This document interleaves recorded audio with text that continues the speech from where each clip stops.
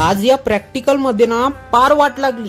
असं वाटत होतं की आपण चुकीच्या ब्रांचला आलो का. नमस्कार मित्रांनो, मी प्रथमेश आणि फुल जोशात निघालो कॉलेजसाठी. बरं झालं की पाऊस थांबला, नाही तर प्रथमेश टारपे आज कॉलेजला आलाच नसता. कॉरिडॉर मध्ये एवढी शांतता पाहून तर वाटत होतं की आपण जरा नाही खूप लेट झालो आहे. पण आपण क्लासमध्ये गेल्याशिवाय हा क्लास सुरू तरी कसा होईल. क्लास संपला आणि हा ओम म्हणते तुझे 10K जरी झाले असन तरी पैसा अपने पास ज्यादा आहे. पैसे जास्त आहे तर कामही जास्त करावं लागेल ना त्या पैशाचं. म्हणून पाहता त्याला नाश्त्याच्या दुकानावर घेऊन आलो. जे आपल्याला पाहिजे होतं ते त्या दुकानात अवेलेबलच नव्हतं. ते म्हणते ना दाने दाने पे लिखा है खाने वाले का नाम. सगळे नाश्ता करून राहिले, कोणी चहा पिऊन राहिलं, पण आपण नाही यार. चला शेवटचं प्रॅक्टिकल आहे, त्याच्यात तरी मजा येईन आपल्याला. मॅडम बोलली की आजच्या प्रॅक्टिकल मध्ये फक्त वायराई सोबतच खेळायचं आहे तुम्हाला. पण कशात काय काहीच समजून नाही राहिलं. फुल डोकं जाम झालं. प्रॅक्टिकल खतम झालं आणि असं वाटत होतं की आपण जेल मधूनच सुटलो.